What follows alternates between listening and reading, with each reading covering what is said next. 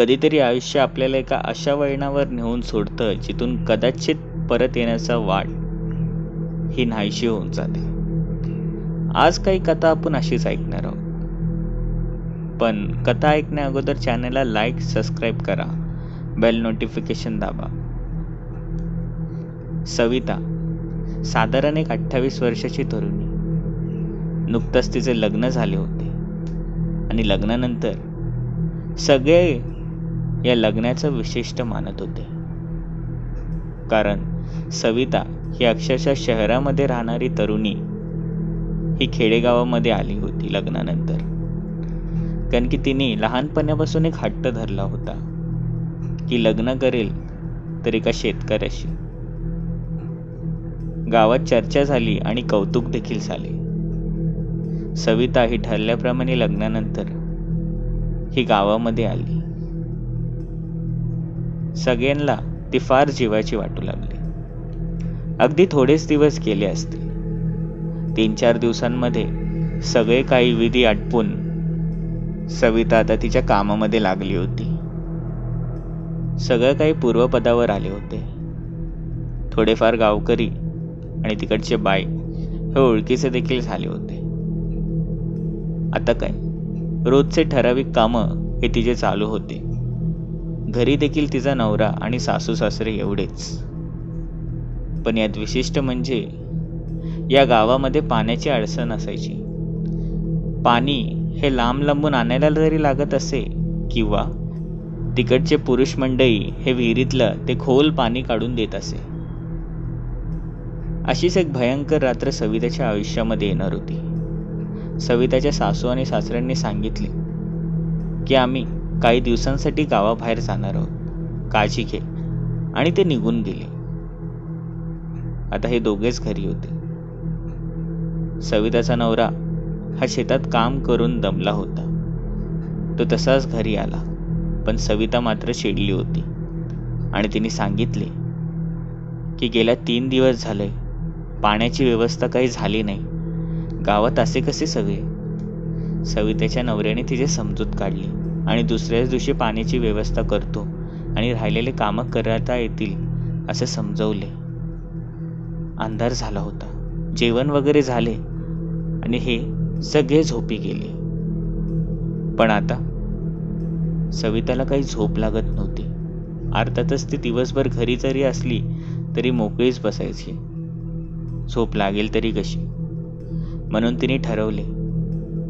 शेजारच्यांनी तिला एका विहिरीचा पत्ता सांगितलाच होता. तसेच तिने त्या विहिरीतून पाणी आणायचे ठरवले. पण नंतर आठवले की कपडे फार आहेत. तिकडेच कपडे जाऊन धुते आणि नंतर राहिलेले पाणी घरी आणते, म्हणजे दुसऱ्या दिवशीसाठी उपयोगी होईल, अशी कल्पना तिने लावली. नवऱ्याला उठवायचं तर तो पुन्हा टाळाटाळ करेल. म्हणूनच सविताने सगळे कपडे घेतले आणि एक हांडा घेतला आणि तशीच ती जाऊ लागली. टॉर्चच्या सहाऱ्याने त्या अंधारामध्ये सविता वाट काढत पुढे पुढे जात होती. त्या दिवशी अंधार फार होता. गावामध्ये पूर्णपणे शांतता होती. मनात एक धडकी भरायची, पण पुढचा प्रवास ती तशीच चालू ठेवत होती. हळूहळू करून थोडंसं का होईना पण गावाच्या अलीकडे ती आली. शेत लागले आणि हळूच चित्रविचित्र आवाज येऊ लागले. कधी पक्ष्यांचे तर कधी कोणतरी पाहतंय असे. याला एक भास समजून ती त्यांच्याकडे दुर्लक्ष करत होती. आणि नंतर तिला समजले की ती विहीर ती तर तिला डोळ्यासमोर दिसत होती. एवढ्या अंधारात देखील ती चमकत होती. सविताला ते पाहून फार आनंद झाला. पण सविताने विचार केला की ही विहीर तर फार खोल आहे, पण हरकत नाही, एवढं तर तिला करावंच लागणार होतं. ती पटकन जाऊन विहिरीजवळ गेली, आपले कपडे ठेवले आणि विहिरीमध्ये पाहिलं तर तिला आश्चर्याचा धक्का बसला. कारण की तिने पाहिले की विहिरीतलं तर पाणी अक्षरशः बाहेर येऊन जाईल एवढ्याच अंतरावर होते. मनात एक आनंद झाला आणि बोलली की गावातल्या लोकांना काहीतरी गैरसमज झाला असेल आणि ती तिचे कामं करायला व्यस्त झाली.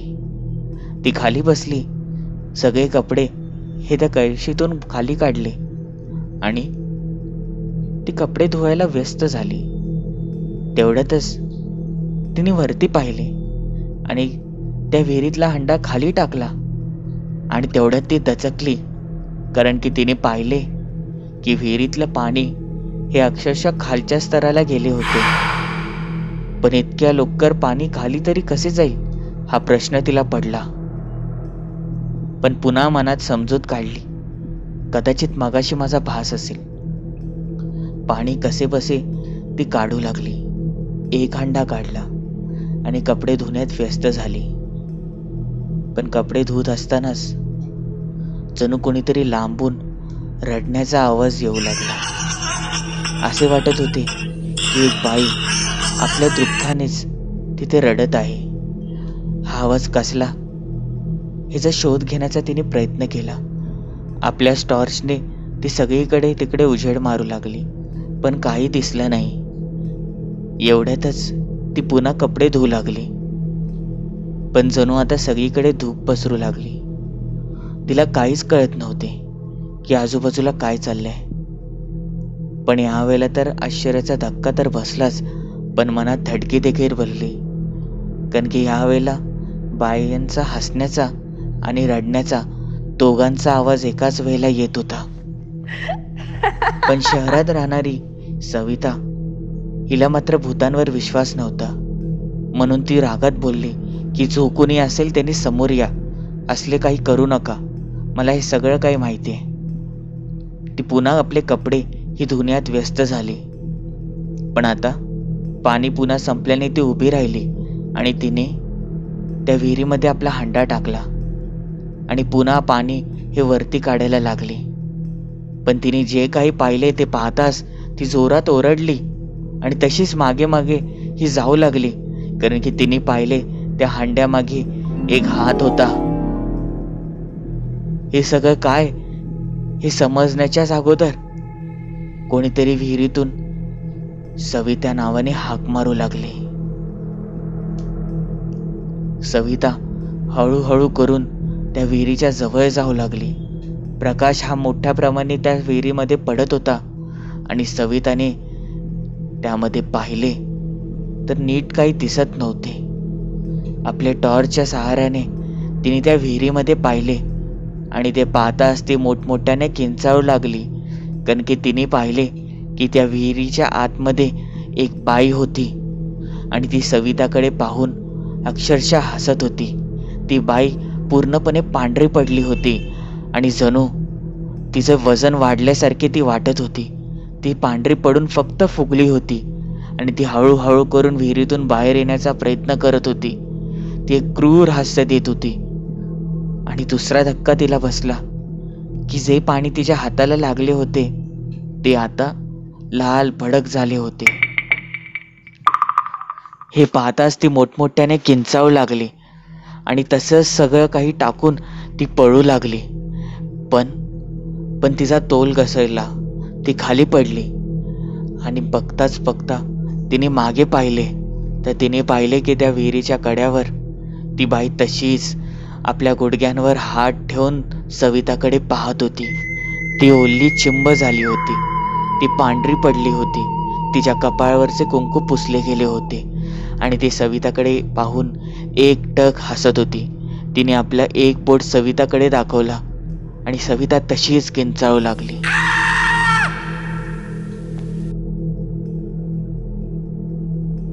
सविता उठ, सविता तुला काय झालंय? सविताचे डोळे उघडले तेव्हा पूर्ण गावकरी तिकडे जमले होते. सविताचा नवरा तिला उठवत होता, तसेच तिचे सासू सासरे देखील दुसऱ्याच दिवशी तिकडे पटकन आले होते. सविताने उठताच सगळं काही सांगितले, पण सगळे गावकरी शांत झाले. काहींनी काही विधी सांगितले. सविताचा नवरा बोलला ठीक आहे, पण सविताची खरी ही समस्या आता सुरू होणार होती. सविताला असे वाटायचे की पाणी पिताना जणू ते पाणी नसून रक्त होते. रात्री तिला कोणीतरी टाळ ठोठवण्याचे आवाज येत होते. आता सवितावर ते भूत हावी झाले होते.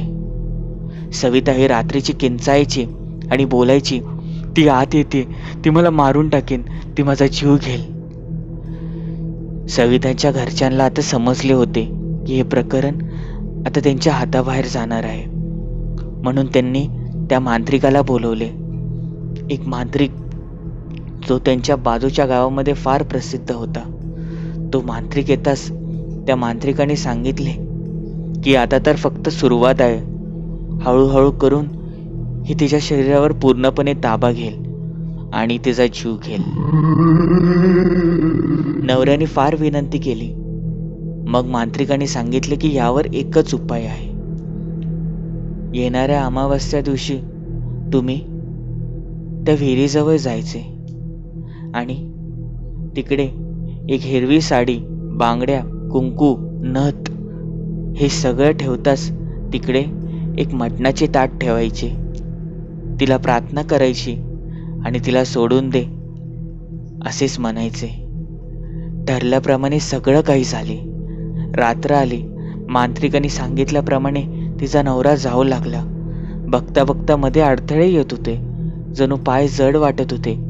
पण तरी देखील काहीच न डगमगता तिचा नवरा तिथेच पोचत होता. कारण की त्याच्या कानात तेच गुंजत होते. मांत्रिक बोलला होता, जर हे सगळं आपण नाही केले तर मात्र सविताचा जीव जाईल. मांत्रिकच्या या शब्दावर तिचा नवरा कसाबसा तिथे पोहोचला आणि त्याने ते ताट आणि ते साड्याचे सगळं काही तिथे ठेवले. पण एवढं काही बोललाच होता. पण त्याच क्षणी पुन्हा एकदा त्या विहिरीच्या कट्ट्यावर ती बाई तशीच तिच्या नवऱ्याकडे पाहत राहिली आणि हसत राहिली आणि ती क्रूरपणाने बोलली की मी याला सोडणार नाही, हिचा जीव घेईन. हे फार विचित्र होते. सविताच्या नवऱ्याने न काही बोलता तिचे हातपाय जोडले आणि फक्त बोलला की तिचा पाटला सोड. आणि मागे वळून तो तसाच चालू लागला. मागे वळताच चित्रविचित्र आवाज येऊ लागले आणि जणू असे ती बोलत होती की सविताला मी जिवंत सोडणार नाही, तिचा जीव घेईल. पण आता तिचा नवरा तसाच चालू लागला.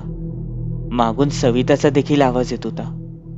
नवरा मध्ये थांबायचा, पण त्याला आठवायचे की तो मांत्रिक बोलला होता की ज्या क्षणी तू मागे बघशील त्याच क्षणी सविताचा जीव जाईल. म्हणून सविताचा नवरा तसाच चालू लागला आणि बघता बघता आपल्या घरी पोहोचला. सविताचे सासू सासरे हे तिथेच होते. सविताच्या नवऱ्याने रात्रीचे ते दार बंद केले आणि सविताच्या जवळ येऊन बसला. दुसऱ्या दिवशी सविताला जाग आली आणि झालेला सगळा प्रकार हा ती विचारू लागली. पण यावेळेला सविताच्या चेहऱ्यावर एक हास्य होते आणि ते हास्य हे आपलेसे वाटत होते. सविता ही बरी झाल्यासारखीच बोलत होती. पुढील काही दिवस मांत्रिकाने सांगितल्याप्रमाणे ते तिकडचे ते रीतिरिवाज करू लागले आणि आता सविता आता पूर्णपणे बरी आहे. पण एक प्रश्न आपल्याला असा उठतो की जर तिच्या नवऱ्याने मागे पाहिले असते तर, आणि समजा सविता ही चुकून विहिरीच्या आत ढकलली गेली असते तर काय झाले असते. म्हणून कधीतरी काही काम करताना ही वेळ ही बघितलीच पाहिजे, हो की नाही?